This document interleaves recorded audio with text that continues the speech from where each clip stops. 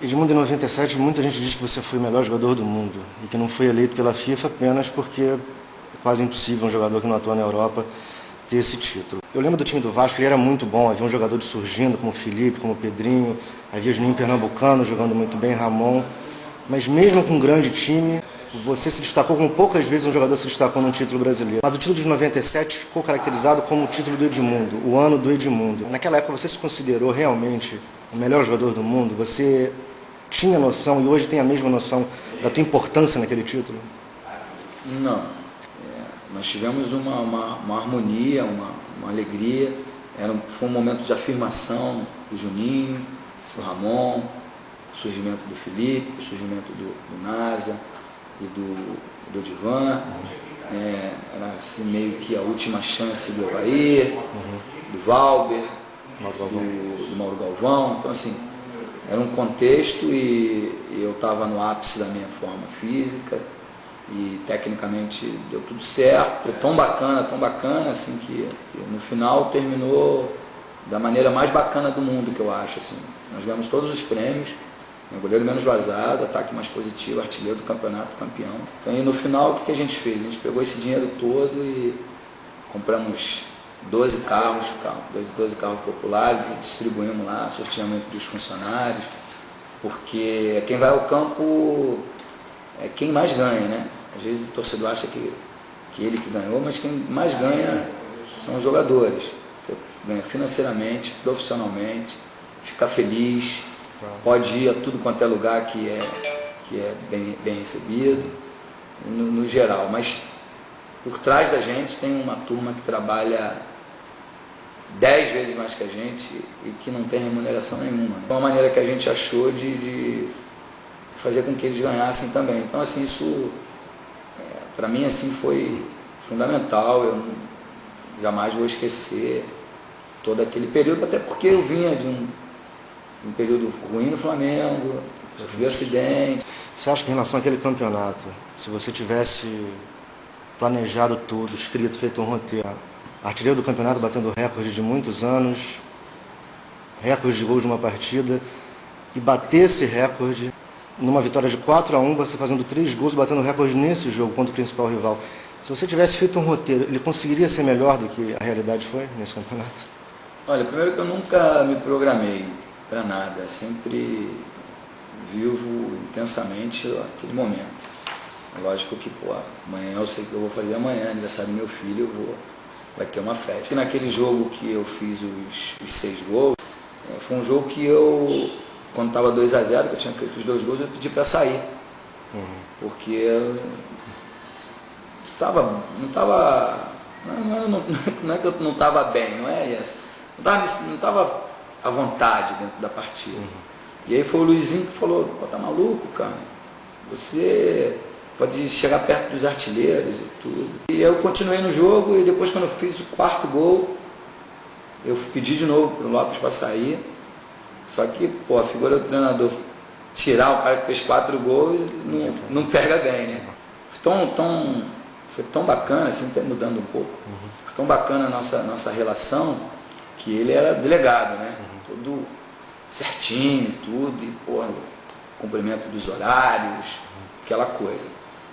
E, só queria treino de manhã, para evitar que os mais jovens saíssem para a noite, tudo. E aí, um belo dia eu cheguei atrasado, ele não deixava pegar a sexta, né? A gente tinha uma cesta, que vinha o nosso material, ele não deixava pegar a cesta, tinha que ir lá no campo, de roupa, justificar o atraso e para depois, aí sim ele liberar para você pegar o material e aí fazer um treinamento separado, alguma coisa assim.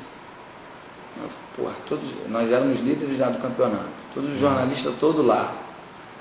Não vou, cara. Não vou, que vai ser um prato cheio. Né? E aí o Isaías foi lá no campo, falou com o Lopes. Aí o Lopes veio até o vestiário, quebrando até um pouco o protocolo. Eu sou hiper a favor de que o clube vire empresa, vire realmente um negócio. Tem um presidente remunerado, enfim, ou algum cara venha e compra o clube. Não é que vai vender o Vasco ou vai vender o Flamengo, não é essa. A instituição vai continuar. Não posso admitir que o Chelsea, por exemplo, seja maior do que o Vasco. Não posso admitir. Acho que o Vasco é infinitamente maior. Tradicionalmente, número de torcedores, enfim, no geral. Mas por que lá? Por que eles são maiores? Porque é tratada de uma forma profissional. Profissionalmente, assim, é uma empresa que se não tem que dar lucro, se não tiver lucro, não der resultado, se não pagar em dia seus funcionários, tudo vai fechar as portas. A lei vai fazer com que acabe, ou pelo menos aquele gestor seja retirado, seja preso. Essas responsabilidades que infelizmente aqui no Brasil não existem. E eu expliquei isso para ele, e ele entendeu, e aí levaram para a imprensa que eu estava lá dentro do vestiário fazendo tratamento, que eu tinha chegado no horário e estava fazendo tratamento, e aí eu subi, fiz o treinamento, não sei o quê, e foi exatamente nessa semana que eu fiz os gols contra o União São João. Então assim, aí depois disso, imagina se ele me pune, se ele não me deixa jogar, enfim. Por isso que eu digo que a punição tem que ser para o atleta e não para o clube. Ele teria punido o Vasco. Né? Então depois disso, a gente... Porque eu sempre achei que não adianta você botar treino às 7 horas da manhã para evitar que os mais jovens saiam. Eles vão sair do mesmo jeito. Porque aquela coisa do tempo, dinheiro e tesão, né? Quando você não consegue ter as três coisas juntas. Eu acho que a única profissão que consegue ter isso é o jogador de futebol. O tempo ele é meio escasso, mas ele aproveita o pouco tempo que tem. E aí a gente foi se adequando, se moldando. Eu escutava o que os jogadores diziam, levava lá como sugestão para a diretoria, para a comissão técnica, escutava o que a diretoria e a comissão técnica queria, levava para os jogadores como sugestão, a gente discutia, e aí a coisa foi...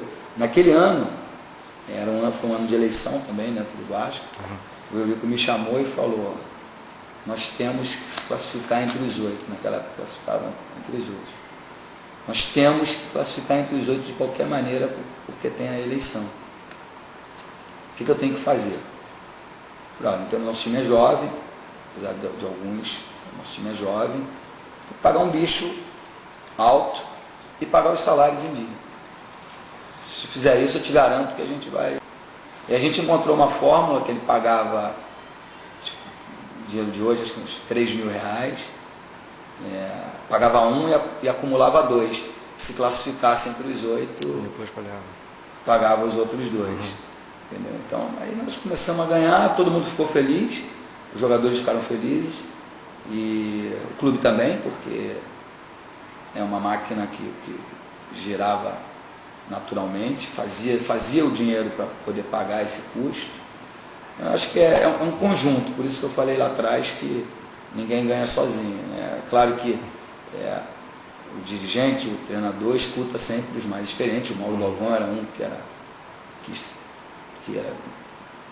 todo dia consultado, o Carlos Germano, eles eram muito consultados, né? E eu também. Só que eu tinha uma relação melhor, mais estreita com a molecada, né? Que eu trazia para minha casa para jogar bola, fazer churrasco, que eu achava que eles tinham que ter um caminho, né? A seguir melhor do que o meu. Pelo que você está falando, todo mundo dentro desse conjunto, desse processo, teve uma importância muito grande. A diretoria, a comissão técnica, sabendo lidar com pequenos problemas, e o time. Poucas vezes na tua carreira você viveu um momento mágico, assim, em que tudo está meio que sincronizado para dar um resultado positivo, todo mundo cumpriu o seu papel? Sem dúvida, sem dúvida. Difícil. No Palmeiras também a gente teve, quando teve a gestão da Parmalat, e aí tivemos isso um pouco também, por isso o resultado. Eu acho que, é lógico que a gente fala de case de sucesso, de coisas que deram certo, mas em outros lugares, por exemplo no Figueirense, nós salvamos só do rebaixamento. Mas eu virei um grande ídolo lá, porque fiz 15 gols, na verdade fiz 18, aqui me tomaram 3. Caso do Mas nós tínhamos uma coisa fantástica, cara. A gente, cada um dentro da sua religião, assim, a gente rezava, sabe? A gente fazia ações sociais. Nosso time era bom, mas só jogar futebol eu acho que não basta.